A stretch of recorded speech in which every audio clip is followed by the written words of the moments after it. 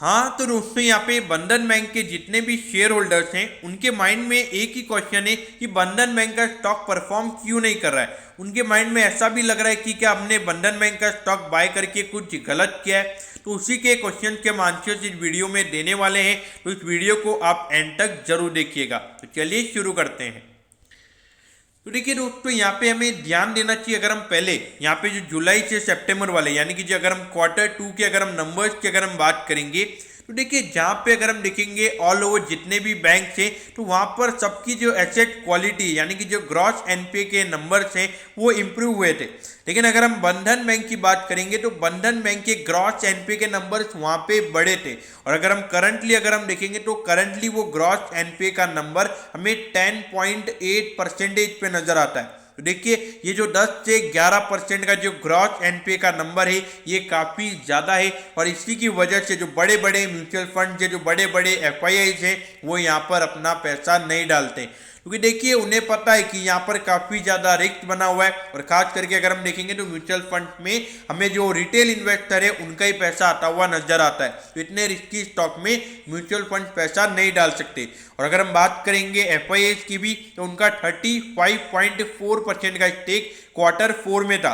लेकिन जो Q2 में जो कंपनी के नंबर्स आए तो Q2 के एंडिंग की अगर हम शेयर होल्डिंग पैटर्न की अगर हम बात करेंगे तो एफआईआई की 33.6% की हमें होल्डिंग देखने को मिलती है। तो यानी कि उन्होंने Q1 के कंपैरिजन में 1.9% की अपनी होल्डिंग कम की है। देखिए 1.9% का ये जो नंबर है ये Q2 का है, यानी कि जब तक Q2 के बैंक के नंबर्स नहीं आए थे तो अभी जो Q3 की होल्डिंग है ये अभी दिसंबर के बाद हमें पता चलेगी। तो तब वहां पर अगर एफआईआई की होल्डिंग 3 से 4% से मुझे लगता है कि स्टॉक्स ने परफॉर्म नहीं किया है, तो एफआईआई ने यहाँ पे ये जो Q2 के नंबर्स आए थे तो वहाँ पे अपनी होल्डिंग कम की है। क्योंकि सीधी सी बात है कि अगर एक नॉर्मल क्वार्टर में अगर बैंक अच्छे से परफॉर्म नहीं कर रहा है तो जब इकोनॉमी में इश्यूज होंगे तो यानी कि जो कोविड के इश्यूज हुए थे तो ऐसे ही अगर कोई लोन से रिलेटेड अगर कोई इश्यूज होते हैं तो वहाँ पे ये बैंक के ग्रॉस एनपीए के नंबर्स और भी ज़्यादा जा सकते हैं। तो इसीलिए यहाँ पर जो बड़े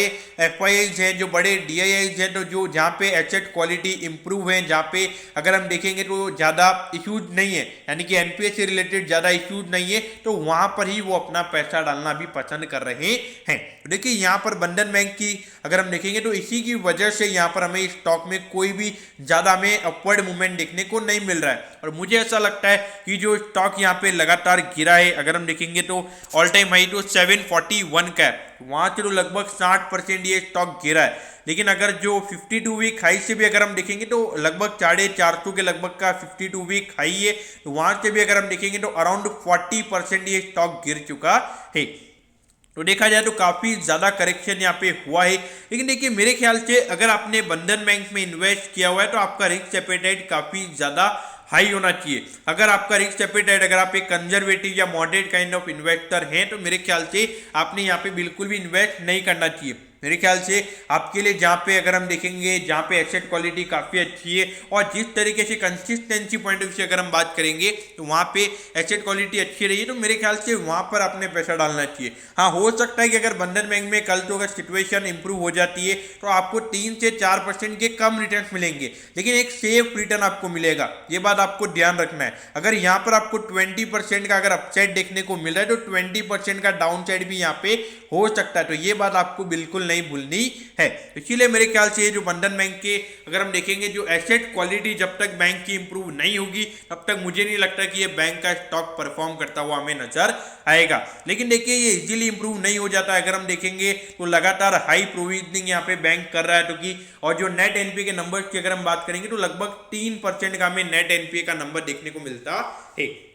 तो जब तक ये एसेट क्वालिटी इंप्रूव नहीं होगी मेरे ख्याल से यहाँ पर आपने इन्वेस्ट नहीं करना चाहिए। और जिन लोगों ने ऑलरेडी इन्वेस्ट किया हुआ है अगर रिस्क एपेटाइट आपका कम है मेरे ख्याल से यहाँ से निकलना ही सही रहेगा। तो दोस्तों मैं होप करता हूँ कि बंधन बैंक का स्टॉक क्यों गिर रहा है ये आपको अच्छे समझ में आ गया होगा। अगर आपकी कोई भी क्वेरीज है तो आप कमेंट कीजिए, मैं जरूर आपके कमेंट पर रिप्लाई करूंगा। ओके दोस्तों, thank you, have a nice day.